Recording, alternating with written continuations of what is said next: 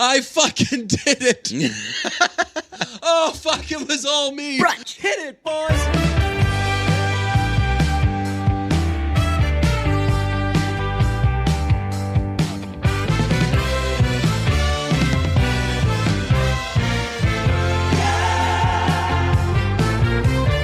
It's a happy Monday in sunny Massachusetts. How about that weekend, Pete? Oh, what a weekend it was. It was a weekend.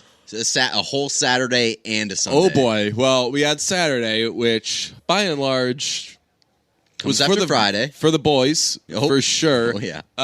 Always. I had a good Sunday. I went to Portland yesterday. Oh, nice. Yes. I went to church. It's a God's day. You know what used to be fun? In school, whenever there was one of those made-up days that aren't real, like Pi Day. Yeah. Raising your hand, and the day before Pi Day, when they're like, hey, don't forget, tomorrow's Pi Day, you raise your hand and be like, oh, that reminds me, I won't be here tomorrow, I have to go to church. My family is a big Pi Day family. It's really big tradition in our family. I can't come to school. How many things of pi can you recite? 3.14, and then I don't know anything after Really? that. Yeah. Oh, I thought that you'd for sure have me. I have 3.14159. Ooh, nope, not for me. Fucking nerd. There used to be, so did kids used to go around from class to class and recite pi? No. What What school did you go to? A pretty good public school. Congratulations. But it was a public school. Not So to it was brag. just like, if you were good, it was because you pulled up your bootstraps. A kid used to go around, and this was a kid who was an athlete, not necessarily a good student. He would just fucking, like, if he applied himself, he was good at shit. And he would just go room to room, and he would spend his Pi Day just rattling off like 300, I don't know, digits of Jesus parts Christ. of pi. Do you think that kid's still doing that? No. Just in the workplace? Is he a professional pi reciter? I don't know what knowing pi. I think get you in they're like applications of pi or something, but just knowing pi means that you can memorize shit, which Right. isn't necessarily pi. You know who I bet knows a lot of things of pi? LeBron James. Why do you say that? Because that one time he remembered what happened in the basketball game that he had played 10 seconds earlier, and it was very impressive to everybody. And then immediately after Game 4, he remembered that his wrist was broken or sprained. And he immediately had to get a cast on it because he just remembered. It was pretty much. That's what it was. Pretty much broken. Pretty much broken. Yeah, that was the prognosis. But yeah, I think that is the worst thing LeBron's ever done. No, the worst thing LeBron's ever done. I rewatched the fourth quarter of Game 7 of 2016 Finals the other day, and obviously what that was, the last few minutes was tie game, nobody scoring. Kyrie hits the three right in Steph's face. Boom, Cavaliers win. Amazing shit. And after, I think it was Doris Burke was with him, and she was like, LeBron, how do you feel about this win? And he's like, I fucking did it. Oh, fuck, it was all me. Oh, shit. And I know that a lot of people get on LeBron because he just says I a lot. Yeah, he does. Like, he never says we. He's very self-centered. But there, when you watch it, you're like, holy fuck, this guy really has no grasp of what just happened. He is, I like LeBron. I think he's a fantastic player. By all means, probably a really good person. I've never met the guy, but he seems like he's got his head in the right places. Yep. I would want him on my team. I want to root for LeBron, but man, that guy has no self-awareness sometimes. Right. Especially, it seems like that's picked up in recent years too, especially with his social media presence, where he's always congratulating himself. He's just posting his own fucking highlights on Instagram. He has a really weird, very narcissistic view of himself. But here's the difference between us and a lot of sports media.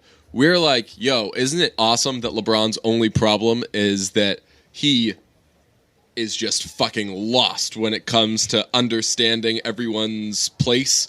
That's so not a bad thing compared to what the bad things can be with celebrities and with professional athletes. It's like when people get on Tom Brady, they're like, "Oh, does he care too much about TB12?"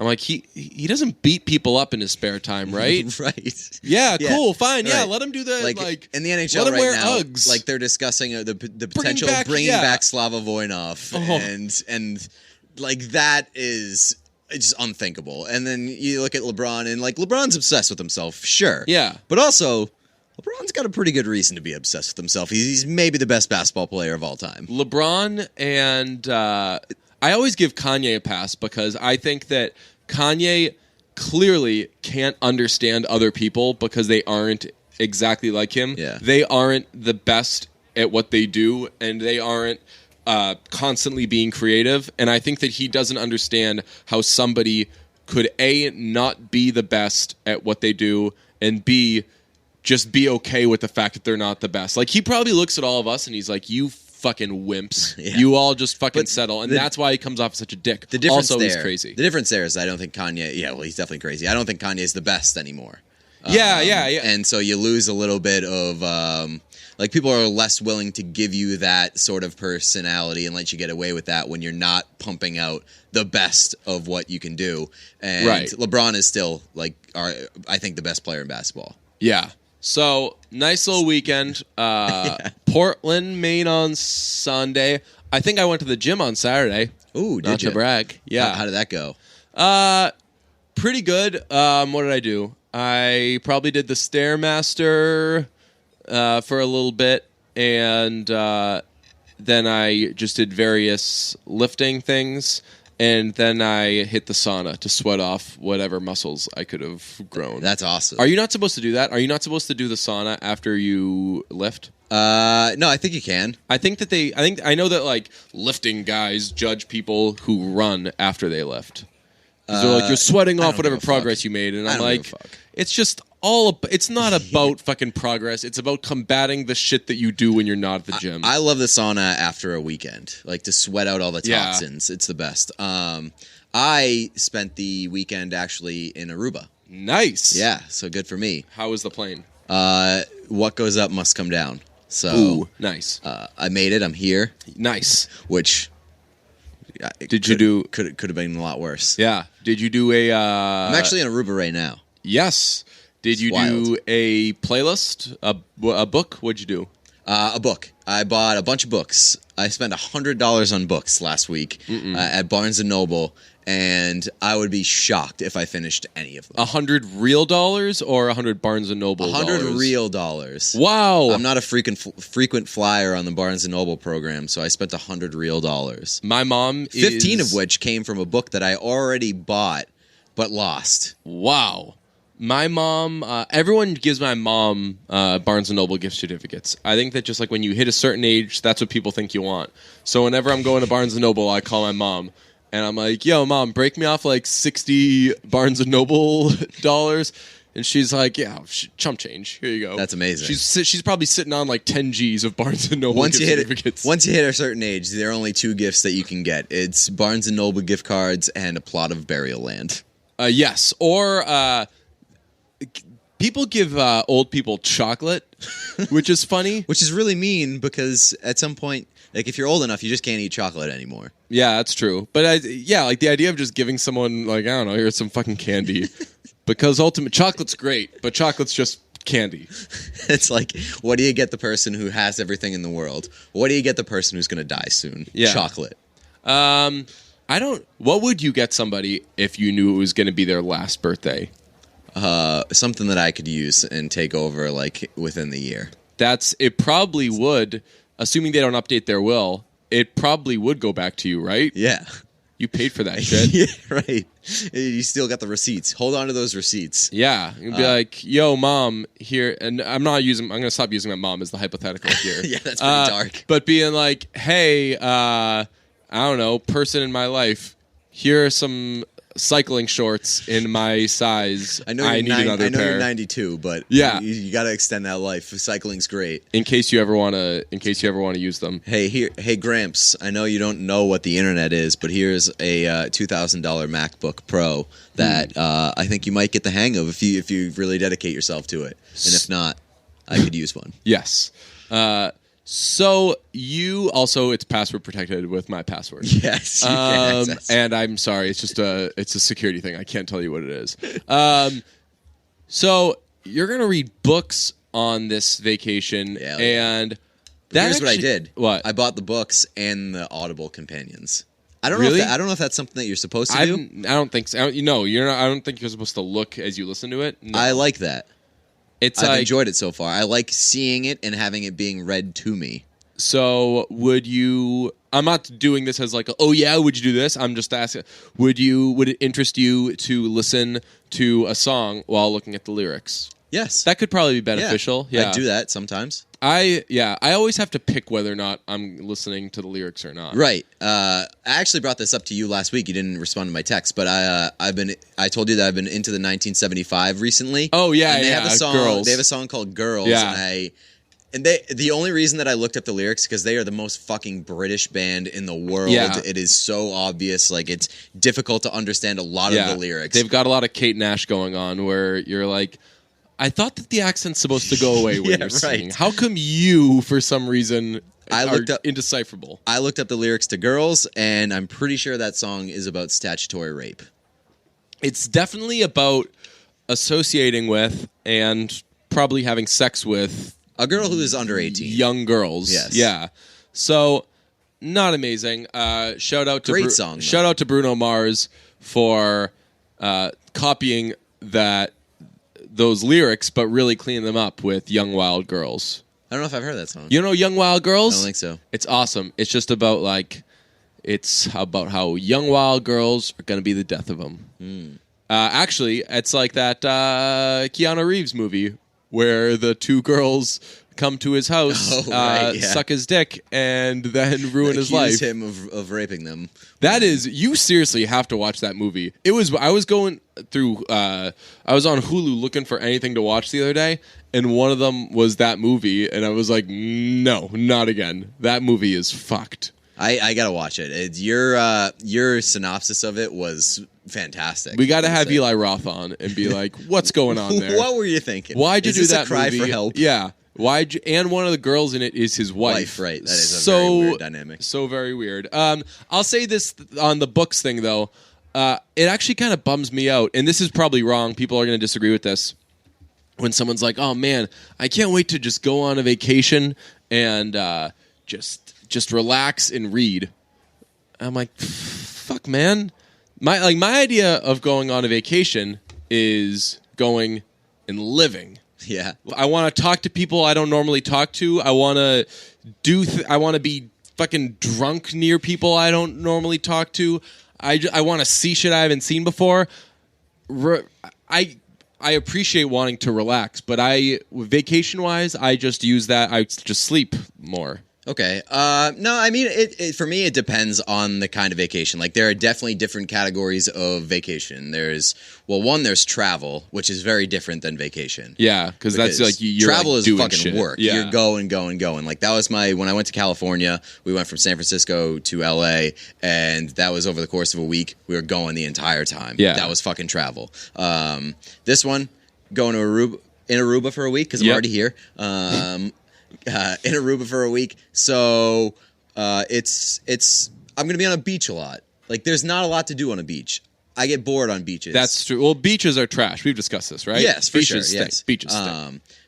So, like, if I get bored on a beach, there's not a lot you can do. Reading books is a good option. Also, I'm a kind of person who fancies myself somebody who should read more, or I want to read more. I want to be a guy who reads books. So, like, when a movie's coming out, you could be like, "Oh, fuck, I'm excited for this because I read that book." Well, yeah, like, knowing the story, I don't want to be the guy who goes, "Oh, the book was better." No, but just being like, "Oh, I've heard. I know what this is." Yeah, and so I would like to be a guy who is knowledgeable enough to have some books under his feathers and his caps. But like, when I'm home, I always just want to be doing other shit. Yeah. Like, I just want to be, I'd rather watch a TV show. I'd rather watch a movie. I'd rather play video games. I'd rather just fucking browse around on Reddit for fucking 2 hours. There's so many more things that I'd rather do than just sit around and read a book at home. So when I'm on vacation, I try to crush that shit when I can. Yeah, I actively, in my normal life, I actively try to get away from watching TV or being on the computer or being on my phone or whatever. But I definitely wouldn't consider myself a reader. I've read a lot of books, but I only really read nonfiction. Like I only read biographies, and I could not tell you the last novel I read. Fiction. Yeah, like I honestly couldn't tell you, but I've read a million different fucking biographies of musicians and shit like that. That piques my interest. But I mean, if I'm sitting on the beach, I'm just as likely to just listen to an album I really like than to do whatever. I think the last time I went to the beach, or one of the last times I went to the beach, was a couple years ago, and I just sat there and listened to Frank Ocean's Orange when it had come out, and it was great. Yeah, what that's a fun time. Too. Yeah. I understand the whole nonfiction thing, because my mindset sometimes when I'm like, I should read more, is like, I should get some more knowledge, some deeper knowledge about things that I care about. So like, I'll read a book about like somebody's biography or whatever, and find out things about them that other people wouldn't know, unless they read the book. So I get that. I also bought a sort of like a motivational book. And I bought it for like the purpose of the podcast. Yeah. In terms of being like, all right, let's kick this shit into gear, and let's find some new ways to get this thing pumping. What I've long considered reading some sort of book like that. What is it? It's do you know that guy Gary V? No. He's like an Instagram like motivational speaker or whatever, and he's like very social media based. Gary Vaynerchuk or something like that. I've seen him all over the place on social media, and so this is like a social media focused sort of motivational, like get your brand, get your business off the ground sort of deal. So that went from being a very exciting thing to me to being like a, oh man, because I very much am. It's wary. Half. Yes, I'm very much half. Maybe I'll learn something. Yeah, and very much half like, let's see what this fucking douchebag has a book about. Yeah, but I did. So before I committed to it, like I looked up some of the reviews. Mm-hmm. The reviews are unbelievable, and there's like a lot of celebrity testimonials to it. Like The Rock gave a nice testimonial towards this guy. So I decided to give him a chance. I am very skeptical because a lot of the stuff that he posts on social media is cringeworthy. It's like shit that you wouldn't want to do. Yeah. Yeah. And it's just like, and it's also like a lot of basic sort of motivational stuff. It's like cut the negative people out of your lives. Yeah. And like, not reinventing. It's like, well, I'm pretty good friends with one of their friends, so now what do I fucking do? How about that? That's a very basic, common problem that has just totally trumped your whole fucking thing. So it's sort of a hey, maybe I'll learn something, but also a morbid curiosity as to what this book contains. I've long been interested in reading some sort of book that's like, not necessarily like Wedding Crashers, Don't Kill Yourself books, but like... thought you were going there for a second. No, but just like, I don't know, books that... make you feel better about yourself. That can like help your frame of mind, certainly help you be more motivated in certain areas. But then I'm like, I don't know. There's been a lot written about the Beatles that I have not read. So I read that instead, and then it's great. I know so much about the Beatles now. Whenever I talk to somebody about the Beatles, they're like, oh, did you know blah, blah. I'm like, oh, I'm about to fuck this dude up.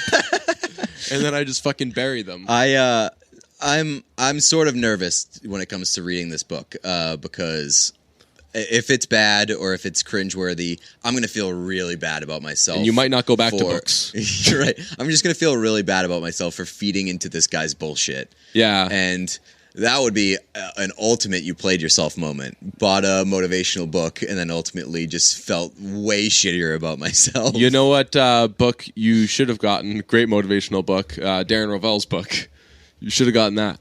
Is it, what's Darren Rovell's book? Oh, the Gatorade book? No, it's like How to Be Good at Twitter. Really? Yeah. Oh, no. It's like How to Be Good at Twitter by Darren Rovell. I have 1 million followers. Oh, God. If I want to find out how to be good at Twitter, pretty low on the list of guys that I would consult. Did you see the tweet that a guy tweeted before the NBA draft last night? No. It was like, and here we go, like the late Heath Ledger. Yeah. Well, that's the guy who tweets, "This is March." like every day of March during March Madness. And is he serious? No. Oh, okay. Yeah. So he's tweeted that Heath Ledger quote like 3 times. Oh, awesome. Like the exact, he's a big copy paste. Oh, yeah. The same tweets over and over and over and over again. Nice. So I thought that was pretty funny. Here we go. It was Heath like Ledger, who's dead. Yes. The late Heath Ledger as the Joker from the film The Dark Knight circa 2008. Yeah. Terrific. On the topic of movies, we saw a dinosaur movie. Yeah, but one thing that we need to get to first is Pete Davidson and Ariana Grande, because we fucked up. We did not complete that conversation. Yeah. Big time fuck up. We were discussing what we think of them, and I was like, honestly, ain't a damn thing changed. Ariana Grande, more talented than Adele. You shouldn't be allowed to be sexually attracted to her. Pete Davidson seems likable, not necessarily good at anything to my knowledge, but cool. Glad they're in love. It freaks the fuck out of me, but whatever. Let them do what they're doing. Yeah. So the reason that I brought it up on Friday, and I got some thoughts out on it, which was like I'm rooting for them because they seem like nice people. But also, slow it the fuck down and stop being so obnoxious. Well, I didn't say stop being so obnoxious. Right, because we hadn't gotten to this. We didn't get to that. They are being very, very obnoxious about their relationship, especially on Instagram, especially on social media, which is very weird for Pete Davidson, because Pete Davidson is the kind of guy who has said many times in the past, like, I hate social media. It's all just negativity. It's all just bullshit. It is, the most fake narcissistic, fake life thing in the world. And all of a sudden, Pete Davidson is like the ultimate basic bitch on Instagram. Like, this is his first relationship ever, which is wild to me because that guy has been in serious relationships. He dated the girl Carly Aquino, and then he dated Larry David's daughter, Cassie David, and so he's been in 2 serious relationships that have gone on for a while, and he has not done all the blubbery social media posts, and now he is all about it. Yeah, so he posted a picture of Ariana Grande lying on the grass with the caption, "What the actual fuck," with the heart eyes. And Seth Rogen commented, "Guys, seriously." And Pete Davidson responded, "At Seth Rogen, when you're getting married to the hottest girl in the world, you tell me how you'd act." Ugh. I know. And Seth Rogen, thank you for your service, because somebody needed to fucking say it. And it is just so that is fucking very obnoxious. cringeworthy. The idea of saying that shit publicly, yes, like, it's one thing to think like, man, I think that this is the most beautiful girl in the world, right? Like, and she's confiding all in mine. your best friend. Like, oh my, like, what a wonderful, beautiful thing. But being like, bro, I'm marrying the hottest girl. God had to do it to him, bro. Like, oh. And our pal Tyler County on Twitter made a fair comment, which I hadn't really thought of in terms of this context, but like, he was like, "Hey, what could go wrong? Things always seem to turn out well when you're marrying somebody based off the fact that you think that they're the hottest person in the world." Yeah, that's a weird one to weigh at the, like, I'm not going to get into the whole, like, what's most important, looks, personality, compatibility, and everything like that.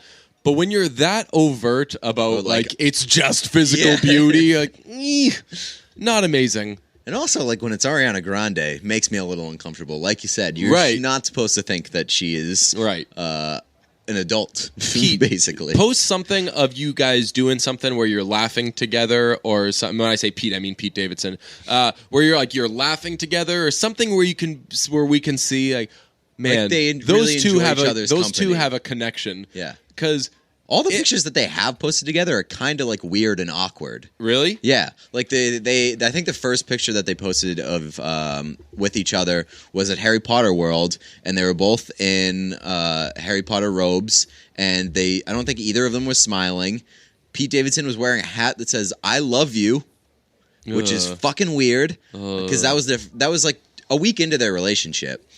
He posted that picture, and like, that makes her look like even more of a child. Yeah, I think that I'm downgrading Pete Davidson from I like him, but I don't know if he's good at anything, to pretty good chance I don't like him.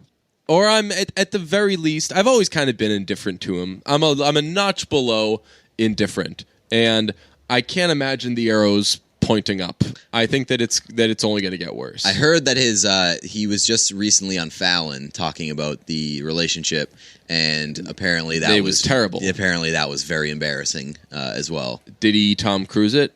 I don't know. I haven't watched it, but I heard that it is. We might have to drop in some audio or something here if it's as bad as people are saying it is. Did you know what's weird? Whenever someone, the thing of athletes jumping out of the pool. Yes, yeah. That's like the athletic version of the Tom Cruise thing. That is sort of true. Yeah, you don't have to jump on a couch, but did he jump back? I think he jumped like backwards onto it, maybe. Yeah. I don't know. Pretty impressive feat from him. But yeah, I went just from seeing that Instagram post, I went from being like, let them do what they want to being like, I definitely don't like Pete Davidson and relax guy. I still think that I like Pete Davidson, and I'm still sort of rooting for his happiness. Of course. I'm rooting for both their happiness. But man, just fucking tone it down a little bit. It's so obnoxious. Yeah. And like, God, I don't know. I can't figure that guy out, like, at all. If they break up, if anything happens with that relationship, he's going to lose his mind. Yeah, because he has put his entire life into this now. And it's been so short of a relationship that I wonder if she's even seen him, like, at his worst. Because he's obviously had his fair share of issues. Of course, yeah. And so I am honestly curious if, like, they have made that commitment without seeing each other at their worst. And I can't imagine that they have, because it all happened so quickly. I think it was like less than 2 months. Yeah. So that, and I don't know, 2 months is really problematic if you make that commitment without seeing the other person at their worst. Yeah, I mean, I'm not like a huge. I know that when someone's courting somebody, they maybe won't put all of their weird shit out there, but they'll try to kind of dress themselves up to be a little cooler and nicer, the best and more version of themselves, right? But I'm pretty just for the sake of not wasting time. Like within knowing me for a couple weeks, you'll know that I'm like at the very least like just a fucking different cat, and I want the person to know that, because I don't want to. Why are you wasting your time? Totally right. Like if I can't. What if I'm? That extends to like the first date for me. Like I'll maybe put on a good face and be like nicer or whatever, more polite on a first date. Yeah. After that, it's open season, because I'm not going to invest my time or make you invest your time in something that's fake. Right. It's still a little bit odd to me how fastly it progressed, mainly because they were both in relationships and then engaged like 2 months later. And that makes me question whether or not that wasn't going on. A little overlap. Oh, yeah. Yeah, like a little Alda Snow type situation. Yes, because literally both of them had broken up with their other significant other in like the week before the rumors surfaced that they were dating, which is crazy. Shit doesn't happen that fast. Yeah, that's. I would almost guarantee that they were messing around. Maybe. How old is Ariana Grande? Like 22? No, she's got to be older than that, right? Like 23? Yeah, is she the older one in that relationship? I think so, because Pete Davidson's only like 22, huh? Yeah, I think that he's a young man. I don't know. It clearly seems to me like two idiots, two crazy kids, being that one of whom has an absolute shit ton of money, and what could possibly go wrong? I don't know. I think that though, if shit hits the fan there, he's gonna have a real rough go of it. Yeah, like I am more concerned about him if things go wrong than I am concerned about her. Oh yeah. She'll be. I mean, she's first of all, she's got the money. She right, but she's also she's got a job where she can fucking tour and do whatever. She can really consume her time. That's true. And also like if SNL's out of season, also then Heartbreak transfers way better to music than I would say that it does to comedy. Right, yeah. Comedy doesn't need any more depression. Yeah. You're usually all set with the depression without adding in heartbreak. Although I made this observation, I think that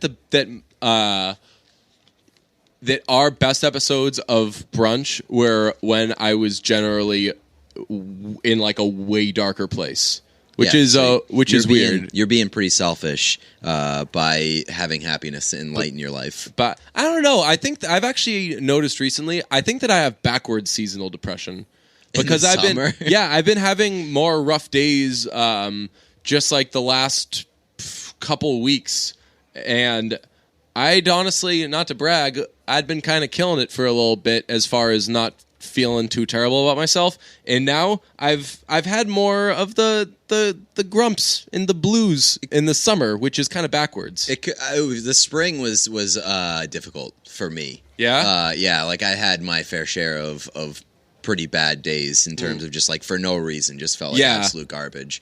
And I think it's maybe lifting a little bit, but definitely I had issues in the fall. Usually that's when it comes, and it's definitely seasonal right, depression. And then it goes through This is the first year that I've been like, and it's the spring. I don't really have an excuse. Maybe we're syncing up. Yes, maybe like girls on their periods. Yeah, nice. So the ladies will love that joke we made. I'm sure we're just like you. Good, yeah. Hey, check us out. You like that? You love that joke. Yeah, maybe you had seasonal depression in the winter, and then when my summer seasonal depression kicked in, that's when you linked up with me. So you're getting a little double dip there. Nice. And yeah. Ooh. Great transition. What do we think of Jurassic Park? The Golden Knights. The Golden Chalice Parks. We saw Jurassic World: Fallen Kingdom, and to be honest, I really fucking liked it, which was a major surprise to me because I did not like the first one bit. That's crazy to me. I thought that this was good, not amazing. I didn't think it was amazing. Bad. Yeah, I thought it was highly enjoyable. And it was a good watch. Pretty much what I wanted. It was an entertaining watch that didn't really get going for the first half hour, but I think that I was thrown off by not knowing exactly how long the movie was going in, because I was like, what, 2 hours and 7 minutes? I think. I think it was a little over 2 hours. I was guessing that it was going to be closer to 2 hours, and it did feel longer. It took a little while to set up, so I was like, oh man, I was just constantly kind of checking in to think like, is this the shit going down, or when does the shit exactly go down? So I was a little out of sorts throughout the movie, but I'll agree with that. Like, it felt longer because I was like, is this the final act? Is this the final act? Because there's a part pretty early on that seemed kind of like it could have been like that. I don't know, like 45 minutes, an hour into the movie that they're on this island and there's all sorts of fire going on. Yeah, there are like two stages of the movie. There's the island stage, and then there's the off-island stage, which basically happens at this estate. Yeah, and I for sure loved the estate part. I wasn't crazy about the island part. It was as expected. The best thing that I can say is that it wasn't as long as I thought it was going to be on the island. So the island part is they have to get these dinosaurs off the island, and the estate part is they have to save / rescue those dinosaurs from bad people. And the island part is basically Baywatch. It is nothing but fire. All the dinosaurs you've come to love, there's plus 100% more fire. Yes, there's everything's a ton of fire, on fire. Ton of lava. There was a fire dinosaur.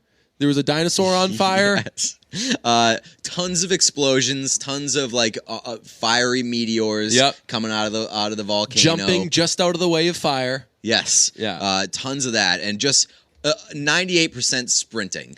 Just sprinting away from fire. Yeah. But one of the best parts of the movie, I thought, was the visuals. Like, the visuals in this movie were spectacular. Yeah. Mainly. So many awesome shots. Yeah. Very, very cool. Stuff that, you'll notice as the movie's going along. You're like, wow, awesome shot. Awesome visual. And there's only so many ways, or you would think they would run out of ways that A, a dinosaur can eat someone, and B, someone can escape a dinosaur. Chris Pratt had a really cool escape of a dinosaur. Jumping through its mouth. Yeah, he's trapped in a pretty small space with the dinosaur, and he just basically rolls along a wall through its mouth as it's trying to bite him. You know what he did? It was sort of the move that is similar to in a cop movie where the cop slides across over the car. hood. Yes, exactly that, except it's a dinosaur.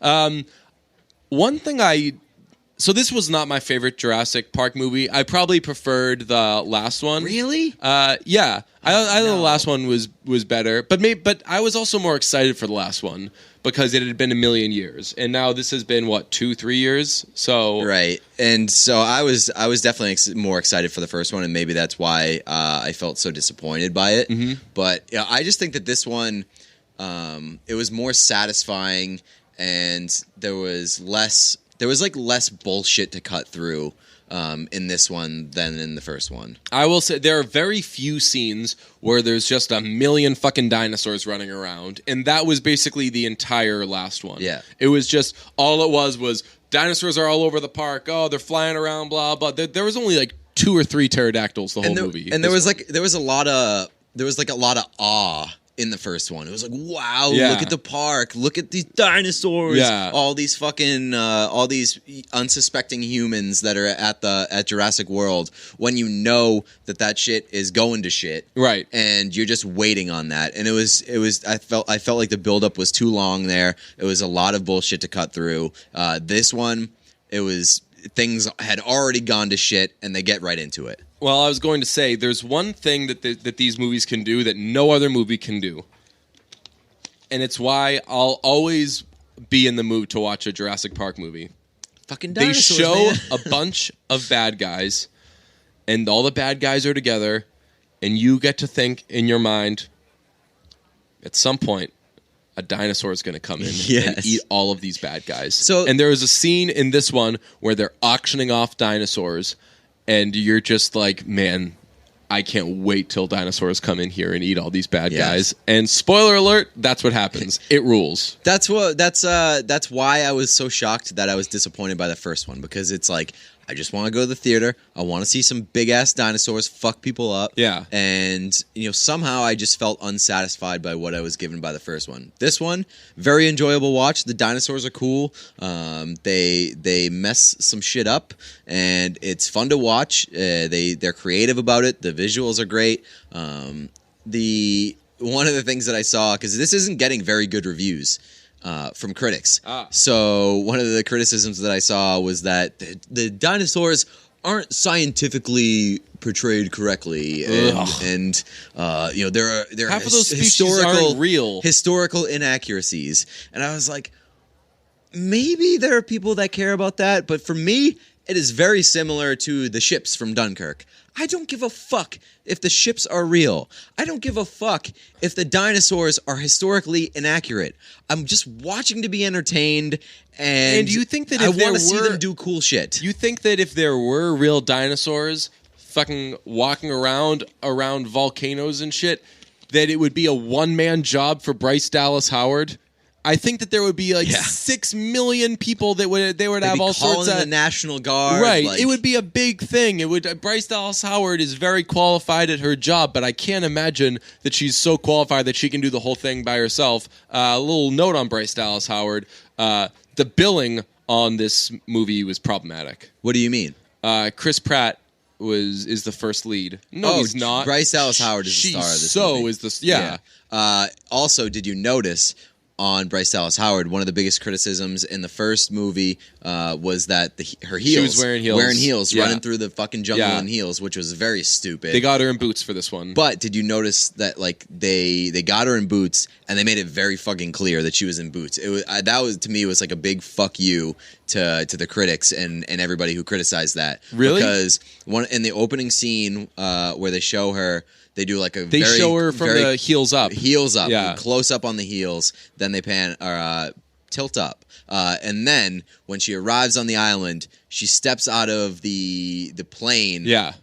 Close up of the boots. A lot of from the ground up shots with Bryce Dallas Howard. So I kind of laughed at that. It got a chuckle out of me. I love Bryce Dallas Howard. She's just so ridiculously pretty. But all in all, great performances. Jeff Goldblum was in it. Very shortly. His role was he was giving testimony, And I don't know that his testimony is a thing that actually happens in real life. He was just sitting in a courtroom in the middle of it and just kind of being a philosopher. Yeah.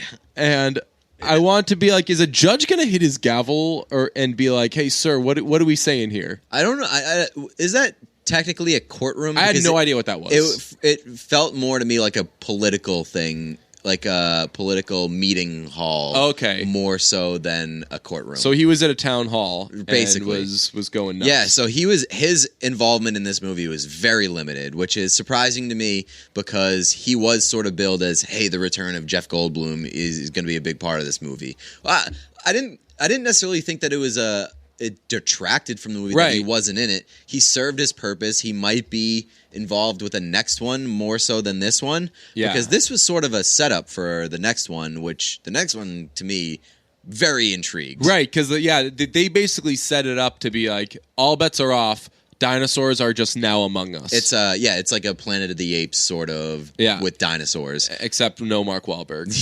Speaking of local celebrities, this movie made me think of Dane Cook because he had a bit, I forget what the joke even was. His nightmare is that he's swimming in fiery water, and every time he sticks his head up, a guy punches him in the face and tells him to get back in the water, and then tells someone else to cover up that spot of water with fire.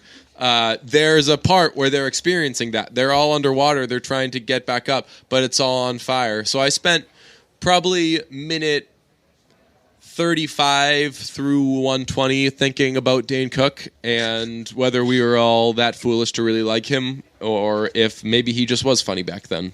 I think that he was funny. So did I. I think that he was for sure a douchebag, but he had some good material. He was just an absolute clown. Yes. And clowns can be funny. Yes. His delivery was great. Well, he was just the most animated fucking person in the world.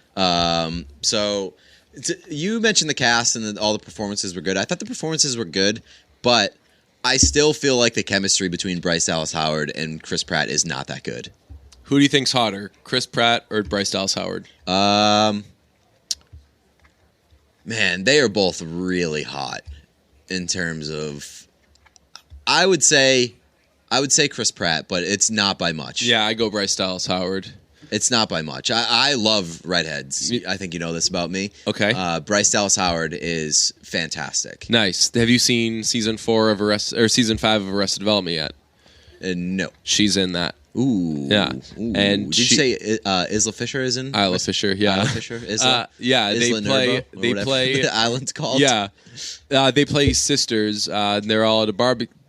They're all at a cookout, and Ron Howard is wearing an apron that says, "Howard, do you like your burger?" Oh God, it's pretty great. He's just a real. That's got to be the worst thing about being a redhead actress in Hollywood is that they always have to play each other's sisters. Like Amy Adams plays Isla Fisher's. Oh yeah, sister when do they in play Nocturnal Animals? Oh okay, yeah. I knew that they had crossed paths before. I used to honestly. Like every redhead in Hollywood has at one point played a sister of another redhead in Hollywood. Yeah. I wonder if they go into auditions and are like, hey, I'm going to be an only child. You think that's it's okay? Yes, you think it's don't say the Indians doing accents. I wasn't going to say Indians doing accents, but like in that scene from Master of None season 2, where like Aziz is trying to get parts, and in every audition that he shows up to, it's always the exact same people in the waiting room. Oh, yeah. I wonder if it's like that whenever there's like a redheaded part, where it's just like all the same fucking redheaded actresses. I don't know. I bet that I have no idea, but I bet people can audition being like, I'll obviously dye my hair if I get this. Yeah, that's a thing. It's like that's something that you can do. Jessica Chastain, by the way. Wow. That's my peak, I think, for redheads in Hollywood. She is the bit of belated movie news. She's the grown woman from It, the grown-up version of her. Oh, really? Yeah. Nice. So she'll be her in the adult movie. I've got some... I found some old cards I have from past episodes of Brunch where I've got notes. Let's see if any of these are any good. Love, Simon, I have written down on this one. Must have talked about Love, Simon. I was perusing the other day. I was perusing the on-demand thing. Love, Simon, Rotten Tomatoes is like 90% on critics and viewers. I didn't hear a single person say that they liked Love, Simon. Yeah, I'm out on Rotten Tomatoes, to be honest with you. There are so many. I know that Rotten Tomatoes isn't like its own rating system. Yeah, but for some reason, all of those get so fucked up. Yeah. What would you guess the Jurassic World 2 is at on Rotten Tomatoes?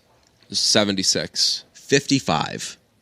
Oh, that is very, very low. Like if I'm consulting a rating scale at this point, like, you know, when you Google a movie and it comes up with a bunch of different ones, I'm much more going to IMDb or like Metacritic. Yeah. For this, and I think these ones are like IMDb is 6.5 out of 10. I don't have too much of a problem with that. I might throw it at like a 7.5 out of 10. Yeah. Just based on my expectations for this movie. But Rotten Tomatoes even lower now. Rotten Tomatoes is 53 and Metacritic is a 59. Trash. Just listen to us. Yeah, like it is it's an enjoyable movie with dinosaurs running amok. Yeah, definitely worth seeing. What movies do we have next? We're starting to get closer to Mamma Mia and what else? There was another Sicario one. 2. Well, Sicario 2 comes out next week, right? Yep. Or this week. Good call. Happy Monday. But there was something else that I kept seeing previews for, and it's like mid-July. I want to see Mission Impossible. I'm not interested. I haven't seen a single Mission Impossible movie. I haven't seen any of like the newer ones. Actually, I don't even remember the last Mission Impossible that I saw, but I don't give a fuck because this new one looks amazing and all the trailers are fantastic. I think that the trailer with Imagine Dragons Friction is the best trailer of the year. I've said that numerous times, but the new one just looks incredible, and I'm going to see it no matter what. There were a shitload of previews before Jurassic World 2. Yeah, I remembered what the movie I was thinking of is Skyscraper. Oh, I'm definitely going to see that. I'm seeing that. I'm gonna be. If an advanced screening comes up for that, I'm for sure going to that. I cannot wait for that to be The Rock's 98th consecutive mediocre movie. The cool thing about that movie is he does all this crazy shit, and he's doing it on one leg. Yeah, he's doing it on one leg. Like halfway through the preview, make that pretty clear. They remind you like he like cleans his leg or something. Well, because they remind you they had to do that because otherwise, if you give the guy two legs, it's basically Die Hard. So if you take away one of his legs, it's Die Hard, but with a guy with one leg. Here's a question: Is what's it called? Is Skyscraper a 4th of July movie? Ooh, good call, huh? Yeah. Let the debate begin. Also, I am very, very excited for Creed 2. Yeah, me too. Did you see Creed 1? I had Human Clay and My Own Prison, and then I had the one. What was the one that had "Hello, my friend, we meet again"? I don't know. It's been a while where we began. I don't know. I didn't see Creed 1. I just read the book. 'Cause when you are with me, I'm free. I'm careless, I believe. Above all the other, we're flying. And in the tears to my eyes, my sacrifice.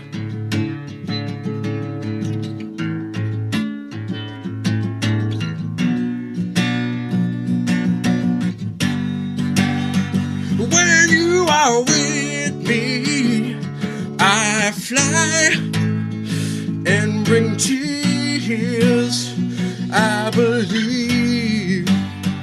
Above all the other, we're flying. And a tear to my height, my sacrifice.